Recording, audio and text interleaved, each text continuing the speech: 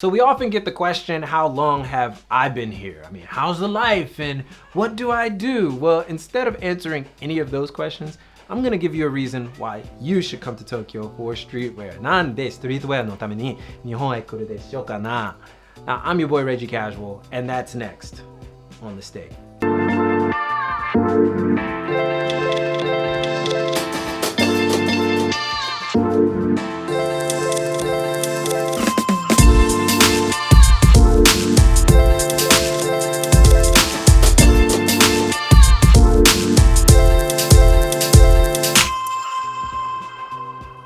Tokyo, Japan is one of those places where everybody who is anybody who's a fan of street fashion wants to visit, or at least they want to observe, they want to see what it's about. And you owe it to yourself to come if you want to learn more about the depths in which street fashion can go. Because let's be honest, Japan is home to some of the most iconic labels and collections that you know and don't know about.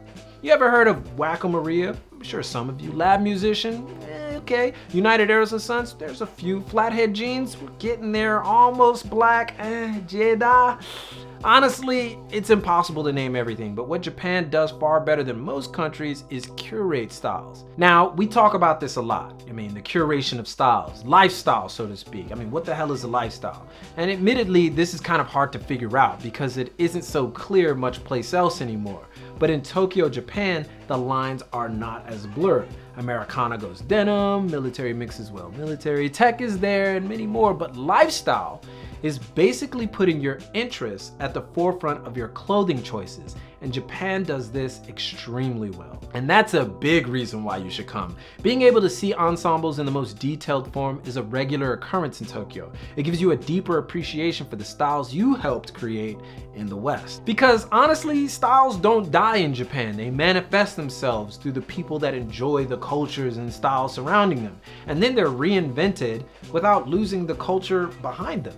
And while admittedly they do need work on the truest sense of the cultures that they subscribe to, the interest is definitely taken seriously. Any Japanese fashion enthusiast goes out of their way in the attempt of perfecting the style that they go for. And a lot of the time, chances are taken.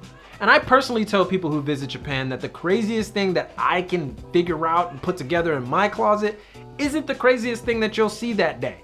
I mean, I've tried. But there's always someone who's going to go the extra mile and really going deep into the vestiges of the style that they choose. And when you see it, when you see these people, it inspires you not to dress like them. It inspires you to go deeper into your very own style, which is something that is very rare. Because Japan is a place where you can take those chances. And it's a place where nearly all the Western brands are available and all the Japanese ones as well, at least the major ones. And much to the chagrin of the South Korean fashion fans out there who will refute this, but due to South Korea's affinity towards Western culture and entertainment, they tend to be a bit flashy because they follow that lead. While in Japan, flashiness isn't really the point. Quality, construction, and detail take precedence. But I digress, because the real point is that you can take so many chances here because there's so much available. Japan begs you to mix and match like no other place I've ever been. From thrifting to high-end, Japan invites you to experiment, and it's the single reason why I live here today. So let's put that on the table. Instead of giving you these vague platitudes, let me tell you about my personal experience living in Japan and dealing with fashion. I was fortunate enough to take Japanese in college and became pretty competent at it. I mean, I could hold a conversation, but I did it so I could work here in the fashion industry. But when I first came, I didn't even know where the Bape store was, and I didn't care.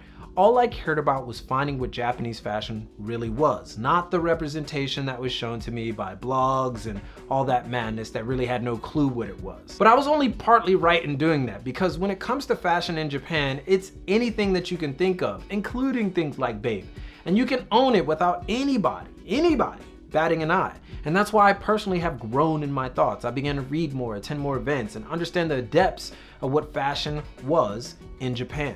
These people not only wore the clothes, but in most cases they were highly involved in the lifestyles they represented through the clothing.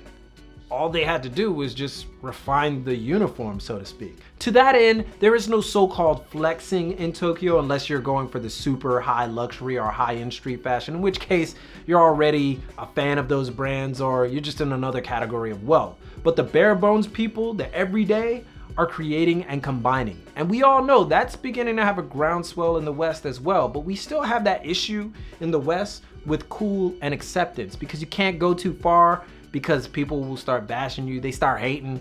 Well, you don't get that here, and that's pretty damn cool.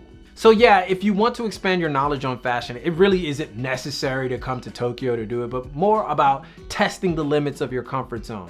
That doesn't require that you come, like I said, but it certainly puts you on the fast track because people take a lot of chances. So that's it from us, but tell us what you think about Japan in terms of street fashion or otherwise. Let that be known in the comments. Give a thumbs up if you like this video, and be sure to follow on Instagram for the visuals and Twitter for the info. But most importantly, keep it locked right here for all of your info on international street fashion and culture from Tokyo. It's your boy, and keep it casual. Yoroshiku onegai shimasu. じゃあ今日はここまでです。I'm out.